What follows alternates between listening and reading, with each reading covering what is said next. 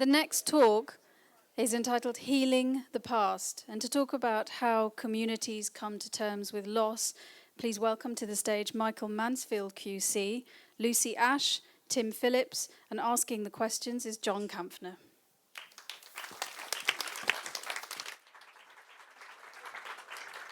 Thank you very much. I'm neither Oscar nor am I Alan Little. But as the person who runs the UK Creative Industries Federation, I think it's really, really interesting to look at the whole question, and we'll be talking Brexit and other stuff tomorrow, but let's keep our sights higher for the moment. We'll be looking at the whole question of how do you deal with, we were talking in the yurt earlier with Tim and with Oscar, some of you may have been there, the whole question of peacemaking, which is a subject obviously very close to Mark's mind and the whole ethos of Beyond Borders this year and every year, and with Michael and the amazing work that he has done with Hillsborough and many other issues besides. Lucy, who's a documentary maker for the BBC, who has covered many war and immediate post-war situations from Chechnya to many other places besides. She's just come back from Colombia and elsewhere. And Tim and his Beyond Conflict whole body of work. And Tim, I just thought to start with you.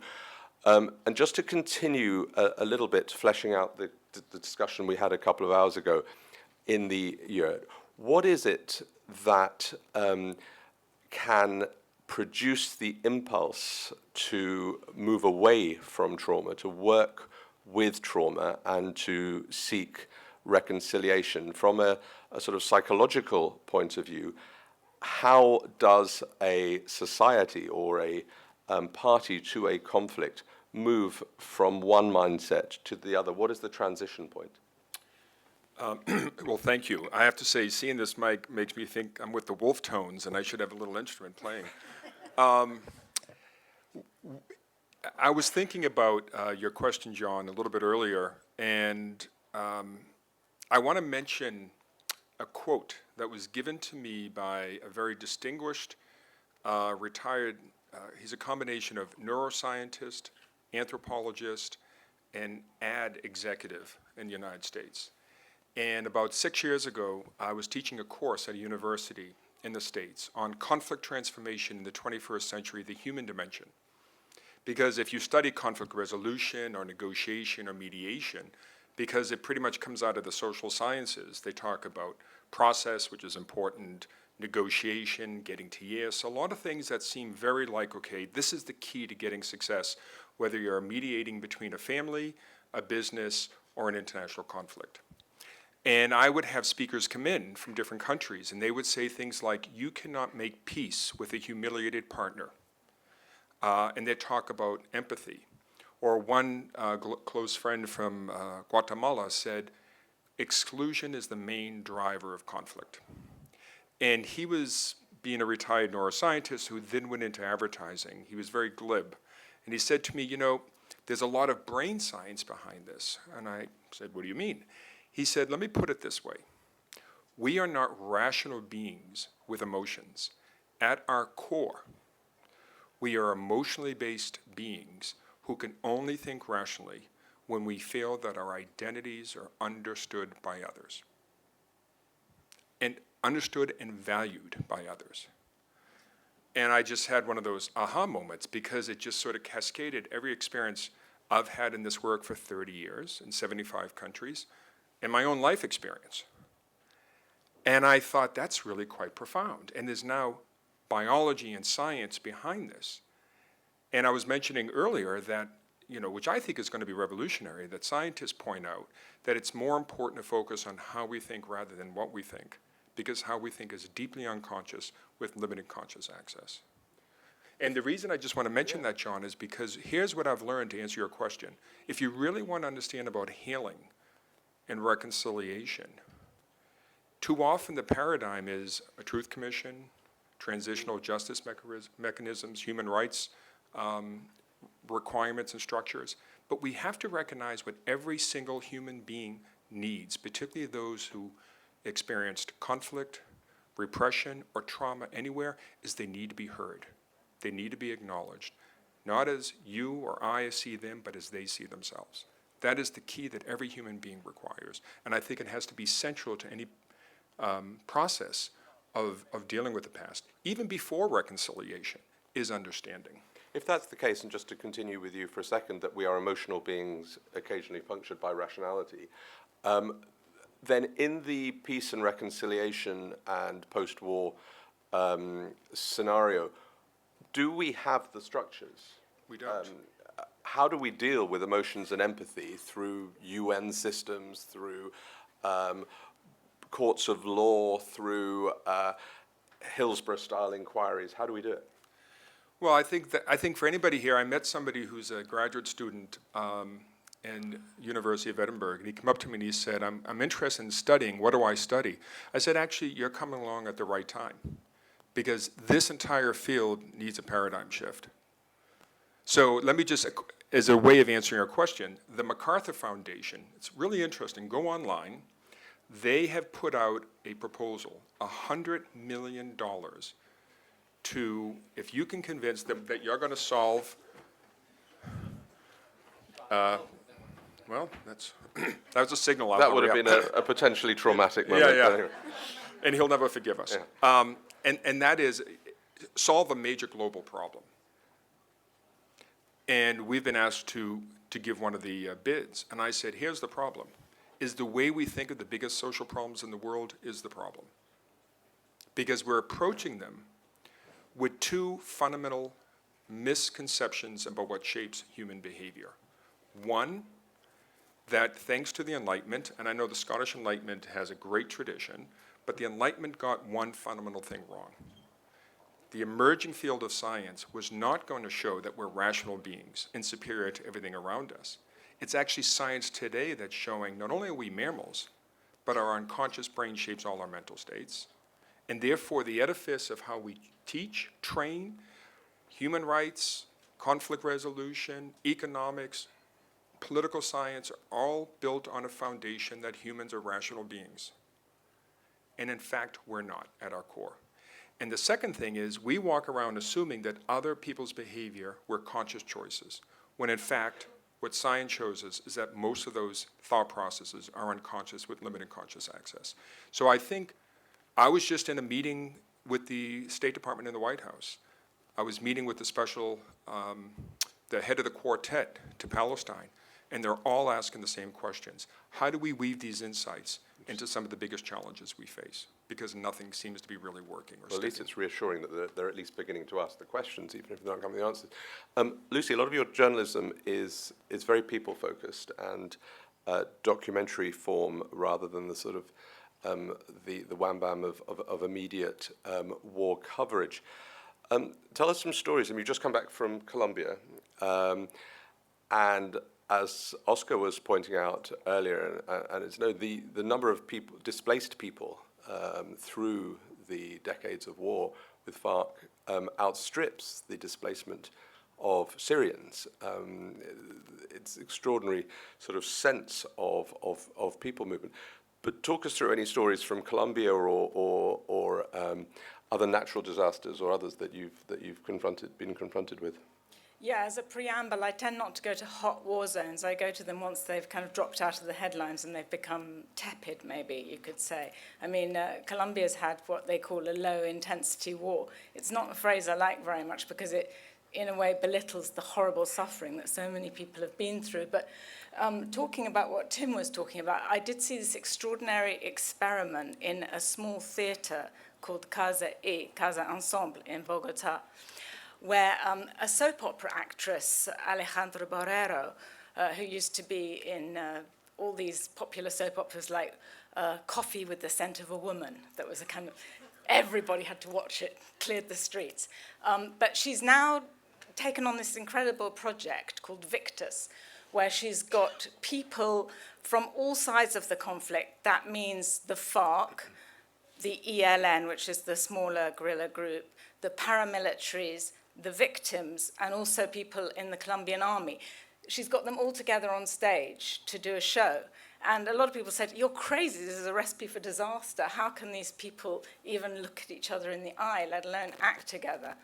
And I focused on one woman who'd been a victim of horrendous paramilitary violence. She'd been trying to work with displaced families, and she'd spoken out about the way that young people, teenagers, are being abducted by the armed groups, and also about the extraordinary level of sexual violence by the armed groups against girls and women. And as a punishment, she was abducted, she was held hostage for 5 days in the jungle, she was raped by 5 men, she was tortured, left for dead at the side of the road.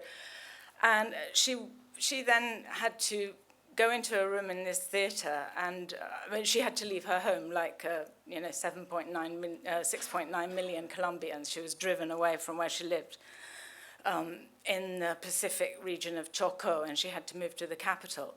And she'd been through all this, and she said at the beginning when I saw the paramilitaries, I could relate to the victims, the other families who'd lost children and husbands and brothers, but I couldn't deal with anyone in the armed conflict. I just couldn't face seeing them, and just when they stared at me, I felt like running out of the room. But then she did gradually, what you talk about, Tim, about acknowledging what other people have been through, acknowledging their suffering, validating their experience, it really proved very true in this, because then she started to see that some of the people that were in the paramilitary themselves had been victims. They had been forced to join when they were kind of in their childhood or early teens. They'd had relatives that had been murdered in front of them, and all sorts of atrocities had been perpetrated against children in this war that's dragged on for half a century. And so she gradually began to connect with them. And they started off their show by going and hugging each member of the audience. And people sort of looked really, oh, what are they doing? And sort of got very nervous and embarrassed. But by the end, everybody was up on their feet cheering, and people had tears rolling down their face. And it does all sound a bit kumbaya. And, how is this really going to help when vast chunks of the country are still completely lawless? And, despite the very good news about this historic peace treaty, and all this amazing legal framework that's been put into place, there are just places where the law is a total irrelevance in Colombia. But I think that it's been a very, very instructive way of how people can connect with those that they perceived as their total enemies. And in human terms, what happened when they had this initial sort of hug fest? I mean, beyond that, can you actually extend that to a more embedded peace and reconciliation? Does it actually work? Well, that is the big question, but I think that all over the country there are networks of people who are trying to build some sort of peace, and the peace won't last. I mean, the main driver of it is this terrible inequality and the fact that lots of people don't have any land, or their land was taken away from them.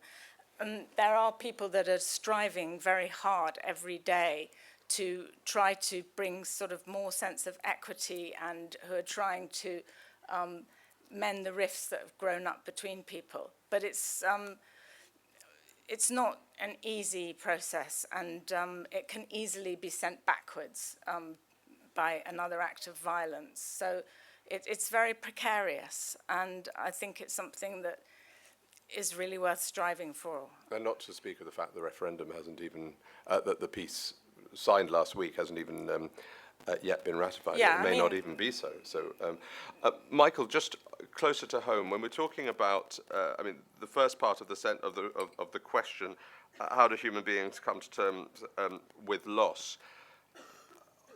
When it comes to Hillsborough and in the UK, it was loss compounded by humiliation and betrayal by the state of those individuals. Can you unpack those two? So you have the loss, which is the awful events of that day, and then you have the longer term sense of people not being with you. Talk us through those two aspects. Yeah, surprisingly, is this working? Yes, that's fine. I'm not going to talk about Hillsborough. I'm going to talk about something that's been going on far longer than Hillsborough. It is involved in Hillsborough, but you tend to get refocused on something that's happened recently. but it's like the last talk. If you don't learn the lessons of history, you are sometimes bound to relive them. And the whole thing that through most of my career, I've been dealing with families who suffered huge loss. And one of the things that comes out of what we're saying now is, I've learned the hard way, you really do, first thing is you have to listen. You have to give people an opportunity to be heard so that you can listen to what it is they have to say. Now that's the first point, and it comes out of this discussion. And really I can go back through the cases and, you know, it's Hillsborough, Bloody Sunday, the Marchioness, Stephen Lawrence, and a whole load before that. They all have the same point. They all say the same thing. Nobody has listened. Nobody has wanted to listen because, of course, the truth that they want told is unacceptable at the point in time they want it told. So you have to move from being prepared to listen to what they want to say to establishing the truth. Now, it seems to me there's a sequence here. You listen to what they have to say, and it is a truth they want told. Then it's not going to be good enough just to listen. Because what's the other thing? That all these communities, right the way through, and I want to bring it right up to date, because with Yvette, my partner's in the front row here, we were in Belfast. I've done a lot of work in Ireland. Only the other week, 2 weekends ago. And what is shocking, and even I did not realize, the wall, it's called the Peace Wall, is still there. It's still as high as it ever was. And you say, well, wait a minute. Because walls are very, symbolic throughout the world. The wall in the occupied territories and all the rest of it. And what's happening in Belfast, what's the risk of happening is people either side of the wall still want it. They want it even more than they did before. Because the question about being heard and establishing the truth is a process that hasn't yet finished. And until it does, until the truth is established and people recognize, as the Hillsborough family, as the Stephen Lawrence and all, at last, somebody's not only listened, but actually we've established what we wanted to say in the first place. You move it on. There's a third stage. There's no point in having the truth unless, I know these are rather glib, but actually they're very important, because what do people really want? Not money. They want the truth and they want accountability. The one thing that, I call it our so-called democracy, has not delivered, may yet do so, but hasn't delivered. But what they find they get is a form of accountability. And I'm not saying it has to be an inquiry. I'm not saying it has to be a commission. I'm not saying it has to be an inquest. But there has to be a structure within which those first stages, the speaking, the listening, the truth, the establishment of the truth, and then accountability. And that was the whole point about the South African experience. It was asking people to establish the truth by a form of immunity if people were prepared to tell the truth, and if they weren't, they'd be prosecuted. And Bishop Tutu, who I've had discussions with him about exactly the same thing for Ireland and elsewhere, is that unless you get to the point at which you can, and this is what he was doing, introduce the perpetrators to the victims, and that they're willing to actually meet in the same room, and they're willing to embrace. And A Hard Day's Journey into Day, I don't know whether any of you have seen it, it's a wonderful film in which the whole process of the Truth Commission was filmed to show you what reconciliation can do. So these various stages are the unpacking, it seems to me. And until you get to that, and we got it in Hillsborough, that families, they haven't got accountability. And I met them only 2 days ago. They're saying, yeah, we've been listened to at last. And we've established a truth, and now we want accountability, we want justice. And until we get that, and of course that's the next stage. But these are processes, and you see people. And I have to say, it's the first time in my whole career, and there are other barristers here, I've been in a courtroom when a verdict comes back from a jury, they call it something else now, a narrative. The whole place erupted. And I thought, I've never had a standing ovation. But it wasn't about me. Of course it wasn't, or any of the lawyers. It was about the fact that they, the families, were saying to the jury sitting on the other side, humanity at last.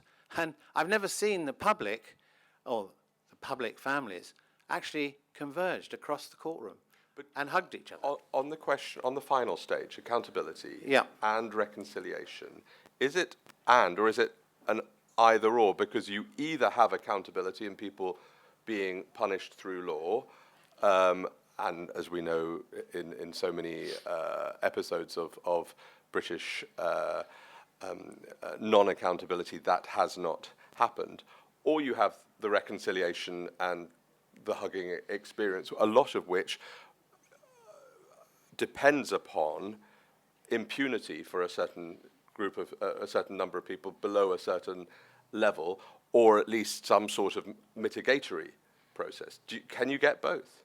Well, I think you can get both, and I think you should get both. So I think that where you have established... You didn't get both in South Africa.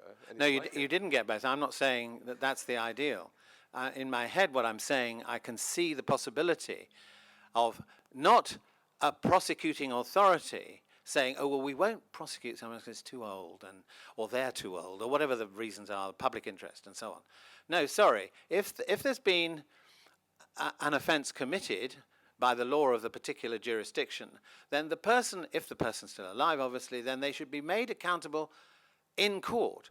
What actually happens to them, a terrible word, disposal, that's the next stage. And that's for a court to decide whether, in fact, but it's the getting somebody into court so that the victims can see that the state is taking it seriously and is not trying to shove it out the back door by saying, actually, we're not going to bother with them and we're having a cut-off at a certain level.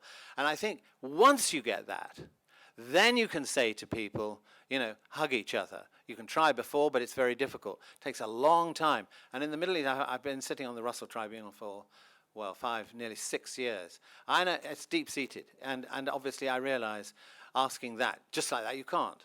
And what we were trying to do is the first stage, getting people to talk, listen, establish offences against international law, and so on.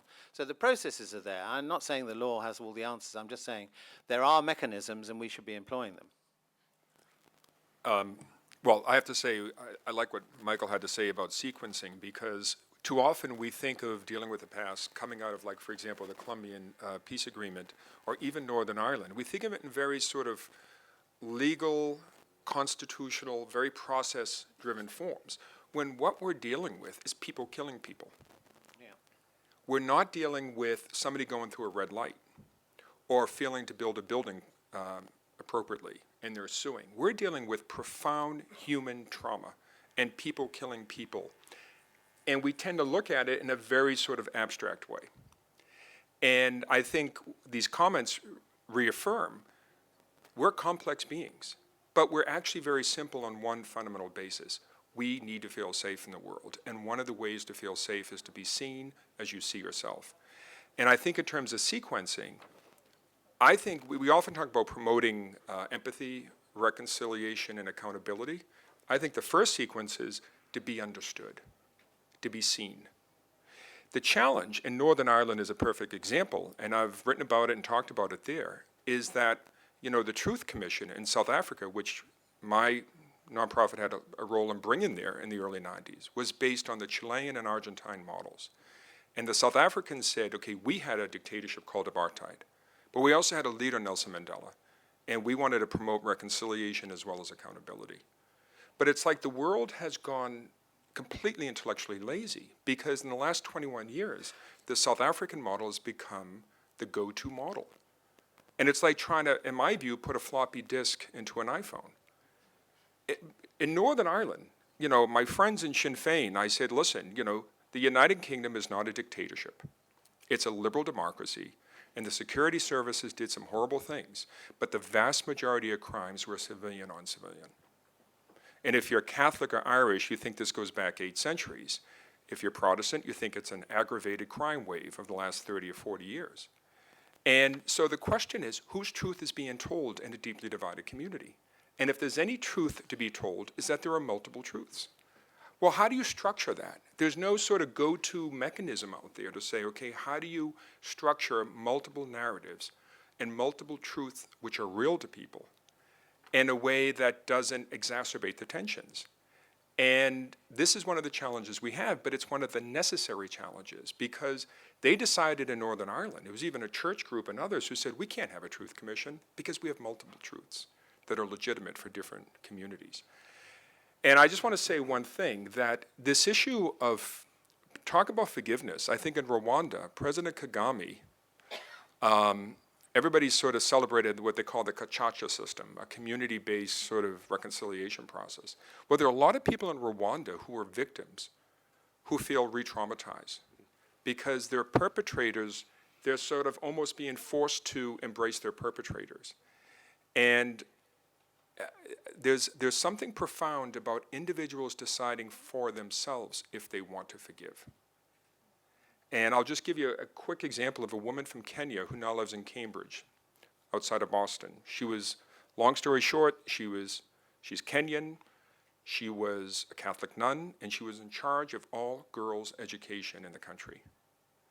Over 20 years ago, she was arrested, put in prison, tortured every day for 3.5 years, never allowed outside the prison. The gardener took pity for her and created the conditions for her to escape. She said she crawled out. She hadn't stood for 3.5 years, so she, with her own adrenaline, crawled to the side of the road. And 2 white South African doctors were going on a safari. They stop, they see this woman. They literally thought it was an animal. They got out with their flashlight to see what this was. They noticed it's a human being. She ends up recovering and sort of quietly slipped out, and she came to Harvard University. 6 years later, she's back in Kenya, and she decides to go to where that prison was. And she's standing at a street corner, and as she's about to cross the street, she looks up and she sees her chief torturer in his military uniform about to cross the street with his wife. And at that point, she freezes. And she said, I decided not only to continue to walk, I walked towards him and then I embraced him. And I said, I forgive you. And he all of a sudden started shaking and fell to the ground and started crying. And she said, his wife had no clue what this man had done to me or anybody else. And the wife was saying, who are you? What is this all about? And she said, for me, and it was my choice, the only way I can reconstruct my humanity was to understand how other human beings could do that. And the only way to re-empower my humanity and myself is to make my own choice. And my choice was to understand why another human being could do that and to forgive him. Nobody forced me to do it. I wanted to do it. And that's a difficult, difficult thing for people to do. But she decided to do that. And this is a woman I've never seen as liberated as anybody in her life, or anybody's life. And it was a powerful testament. And she says, forgiveness is a choice, but understanding is a responsibility. People need to understand why people do what they do. That's incredibly moving. That reminds me a bit of a doctor that I got to know who lives in Gaza, or lived in Gaza, and a specialist in IVF, and he's one of the very few people that could cross over from Erez into Israel, and he worked in the Beersheba hospital there. And a lot of his Israeli patients had no idea that this was a Palestinian doctor. But anyway, he was just at a time when society was pulling apart more and more. He was one of the very few bridge builders. That I met him first in 2001.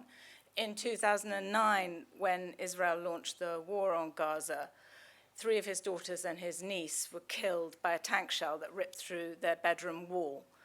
And it was really awful, because I'd spoken to him a few days before, and he told me that he was very worried about all the military activity around the house. But, you know, he wanted to be there. He taught at the university. He had patients. He ended up writing this book called I Shall Not Hate. And he very much took the decision that it was up to him how to lead the rest of his life, and he didn't want to give it over to hatred, because he felt that would be a victory for the people who robbed him of his daughters and his niece.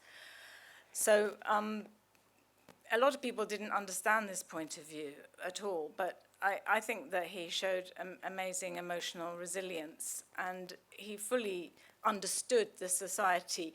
He spoke fluent Israeli, Hebrew, so he was a commentator for Channel 10 on Israel TV, and he had lots of friends there. He knew a lot about the way that the army works, and he decided that this was the way to liberate him. But I know a lot of people would make very different decisions in his shoes. Michael, on that point, the point that Lucy and Tim make about the choice for reconciliation, you can put in procedures for accountability very clearly, and Britain famously has failed to do that, as you have briefly illustrated on a number of fronts. Those are sort of structural, legal. You can do it, and if you don't do it, it's by choice. You're not doing it. How is there a legislative framework for reconciliation? Well, there isn't a legislative framework for that. I mean, in another arena, you know, when it comes to matrimonial affairs, the government's tried to say you'll only get some form of financial assistance if you go to arbitration first. So, you know, they understand that concept in that particular field, but that's with one hand and taking away all the funding with the other hand. But that's the only bit of legislation. I think when it comes to these kind of issues, that, you know, ideas have dried up. In other words, the system is not dealing with it beyond actually the idea that you might, in the end, prosecute the right people. But of course, that's sometimes a forlorn hope, and that's been a sort of the path I've trodden over many, many years, watching the fact that it's fallen by the wayside, and getting the authorities to do the job properly and responsibly has been our task. But I think, I mean, all of these comments, I know the case about the doctor, because in fact, the foreign minister, Israeli minister, was being interviewed by the doctor's friend. Yeah. And it's all on television. You can see it on YouTube. It's live on air. It is absolutely remarkable. And the presenter leaves the studio, leaves the foreign minister to go to he can't get across the border. They won't let him in. And when the doctor goes back to the hospital the next day or the day after, where he's been working in Israel, they wouldn't let the survivors back into Israel. He was booed by Israeli doctors. And so you raise his case there, which I have done, and they absolutely think you immediately that you're anti-Semitic. That's what happens. So I'm used to that kind of hatred that's really so inbred that you have to have extreme patience, and you can't actually, I don't think at the end of the day, legislate for it. But you can do it by example. Have I got time? 2 minutes. A Northern Irish example I've given several times, and I was really humbled to meet this person. I was doing Bloody Sunday at the time, and a solicitor said, would I come to Dublin and meet somebody? So he didn't tell me what it was about, and so I thought, well, it's probably high security. I don't know. We go to this restaurant, Italian restaurant, and a lot more happens, but I'm sitting with this man. I've been introduced to him, and he was introduced as Richard, not the second name. So, and halfway through the meal, I said, you know, a sort of thing, I think, oh my God, I'm saying it. Like you speak very loudly to somebody who you think's deaf, but they're not. I said, you can't, you're blind. He said, I'm absolutely intrigued that you didn't notice before. I said, you've ordered all your food, you've enjoyed it, you've described what you're eating, and I'm sitting here like a dumbo not knowing. And he said, no, that we didn't want you to know because we want you to listen to, and I said, fine, far away. So once he described his blindness, he was blinded by a rubber bullet in 1972. Well, 71, the end of 71, after internment. And he said, at that moment, there are people like this, like the Railwayman and all that film, you may have seen it. This individual said, I wanted to dedicate my life to reconciliation. So I go into schools and I say, I'm blinded. And he goes into Protestant schools because there's still a failure to integrate schools. So education is very important in this. You can't legislate for education. Well, you should be. There should be integrated schools. I was saying this only 2 weekends ago. That's where it starts. He goes into Protestant schools and he says, look, if you want more of this, you stay as you are, bigoted. But he doesn't put it like that. But what he's done much better, he set up a scheme in Africa. He's raised money, penny by penny by penny, through a radio program he runs. He calls himself, it's not his real name, Seymour. He's a brilliant musician. He raises the money. He set up water schemes in now the whole of Africa. And what he does is, every year he takes children, well, those under 18, young people, 10 Protestants, 10 Catholics. He takes them and he says, look, this is what you have to do Look at the world, as the last speaker was about, look at the world outside. And suddenly these children come and they, oh God, they haven't got water. Now we've given them water. They talk to each other, and when they go home, they're friends. And when they go home, their parents don't know how to divide them anymore, because they can't. It's a very slow process. But it's people like the doctor and people like this individual, Richard Seymour, who's still continuing this work, but he doesn't want to be identified publicly because he said, if I get any kind of, patronage or subsidy or whatever, that's the end of it. I want to do it privately and quietly and just get on with the job. Before we briefly take questions, I just want to ask each of the three panelists very briefly about this question, this word closure. Does it exist? Is it a chimera? If it does exist, how do you get to it? You see it in people's personal lives, through personal traumas or unhappinesses, but on a bigger scale as well. Wherever you go, whether you're looking at Argentina, Chile, Brazil, the Balkans, whatever, you have societies that are supposed to have moved on, and of course they haven't. Any thoughts on closure? In human terms, I don't think it really exists. I think you can get closer to it, which is to be more at peace and centered in oneself, and then through that in one's family and community. But I can tell you in the United States right now, we're doing our first initiative on issues of race and inclusion.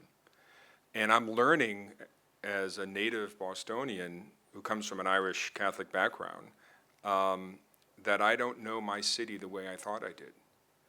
And I'm seeing the same dynamics around the world in my own city and my own country. And it relates to closure because, we ended slavery thanks to Abraham Lincoln and the American Civil War. So we may have ended or, and all the way to the Voting Rights Act of 1965, dealt with the external manifestations of slavery and race, or racism. But we know that's not sufficient. So there certainly wasn't closure there. Now we have to really deal with what I call the internal manifestations of racism and difference. And that is a big part of being seen and understood.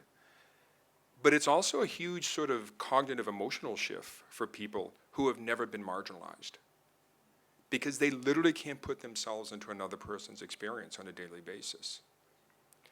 And yet, to be a victim, so on one hand, we can think of Black Lives Matter.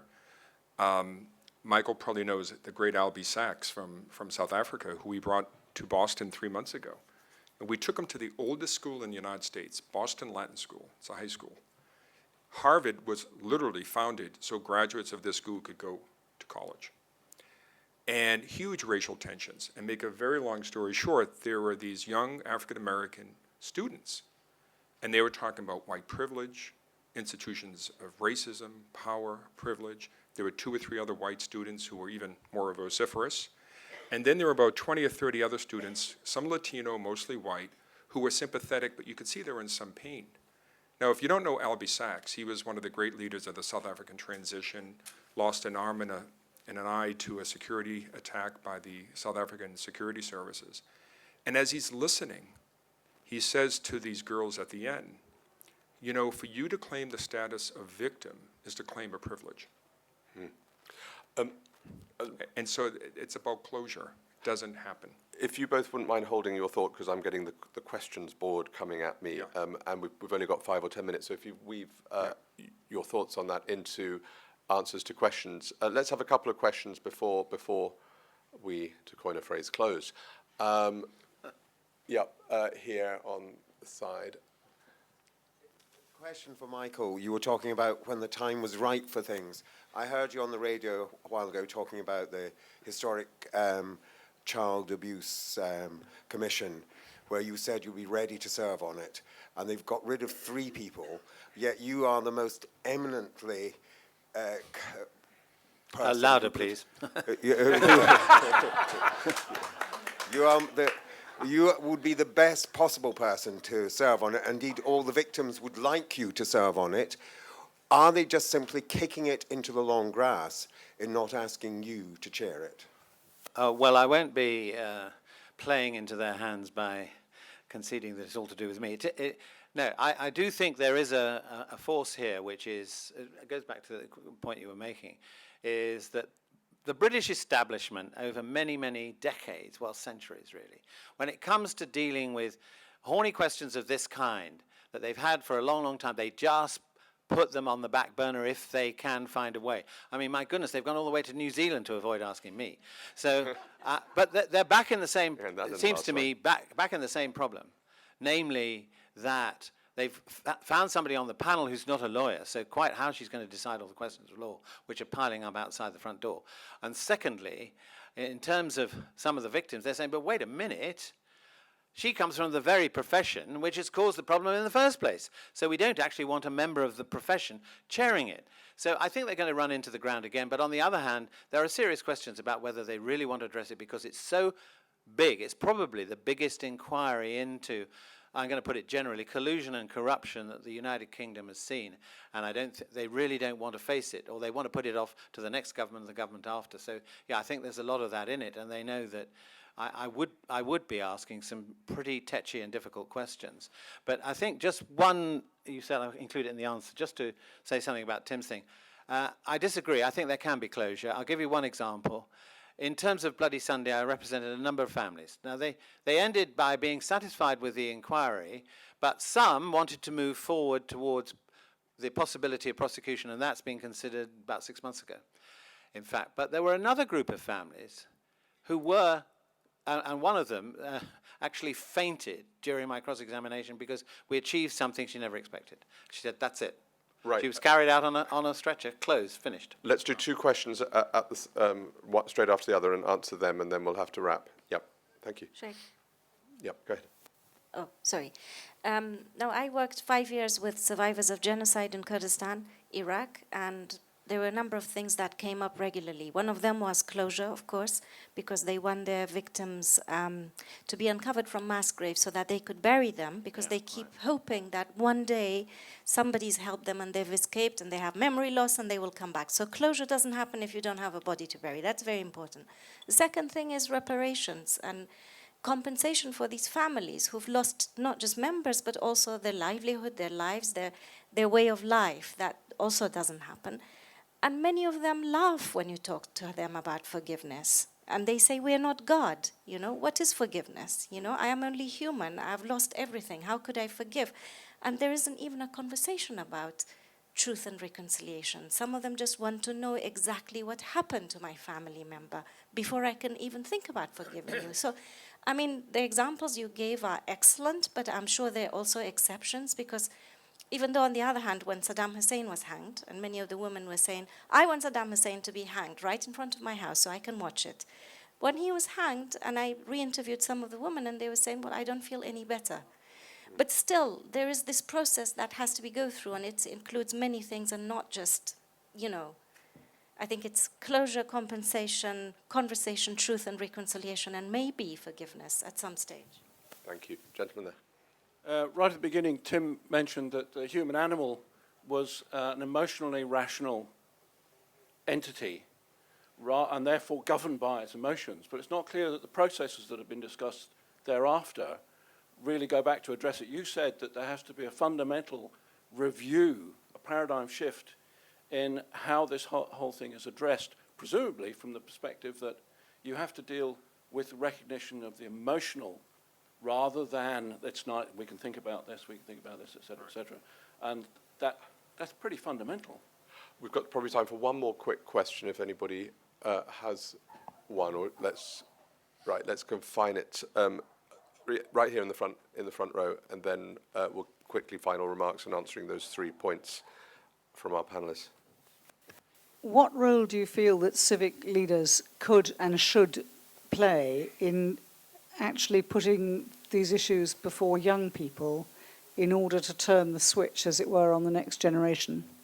Okay, so we've got next generation, we've got the question of how do you can you achieve the paradigm shift, and the lady talking about Kurdistan, and you've got to do the basics first, economic livelihood, find out what happened, recover bodies, etc. Lucy? Just talking about what you were saying, I think sometimes you also need closure for the perpetrators, because in this theatre project I was talking about in Colombia, there was one young woman from the paramilitaries, and no one was interested in her story. She saw how a whole lot of bodies were being set on fire just so that they couldn't be traced. And she managed to salvage some of them and put them in plastic bags. And she'd been trying to tell the authorities, look, there are these people here, their families should find out, they need to know, what happened to them. And she said that time and again she was told that they had so many of these mass graves all over the country, they just hadn't got time to look into them all. But she was tortured by it, because in her way of thinking, she was never going to be able to come to terms with what she'd been made to do until some sort of, she just felt this was the one thing that she could offer in some sort of way of saying sorry for what she'd done.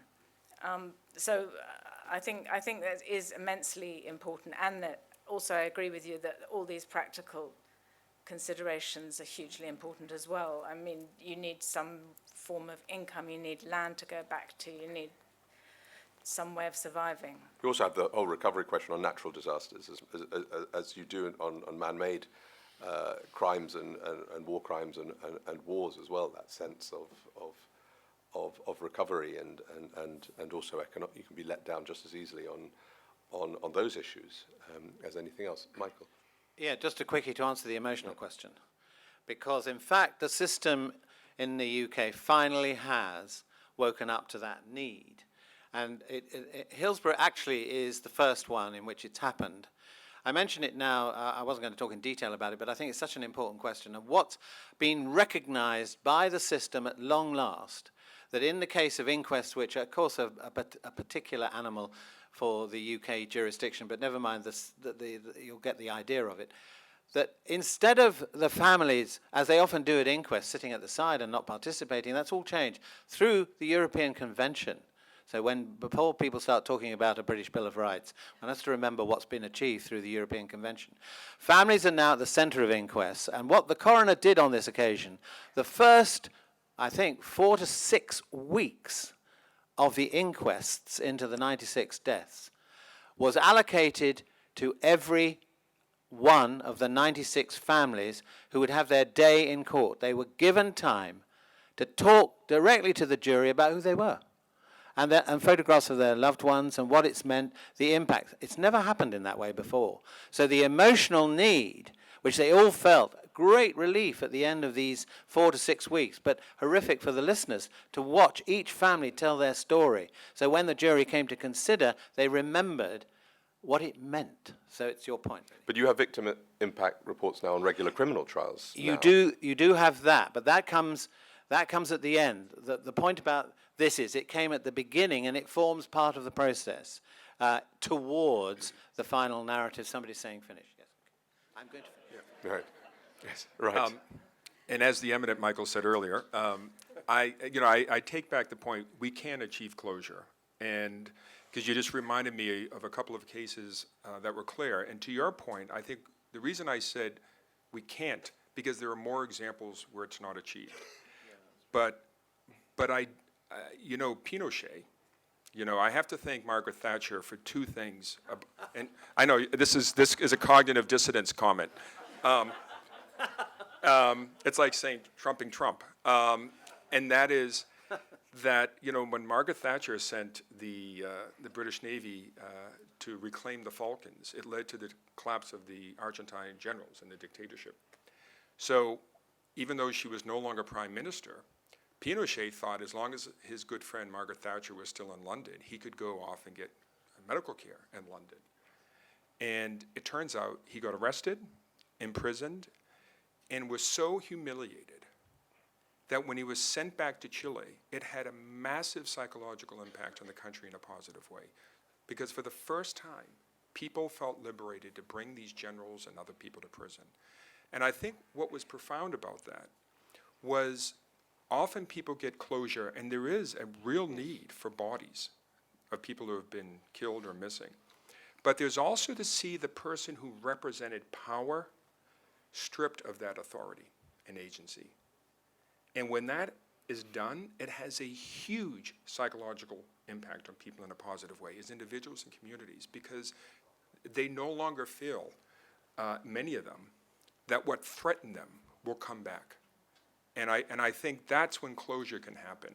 But I do think, to the paradigm shift, that we really need to recognize, what shapes human behavior, and then go from there. And on a positive note, and we haven't even discussed the International Criminal Court, which for all its faults, we saw a fabulous sense of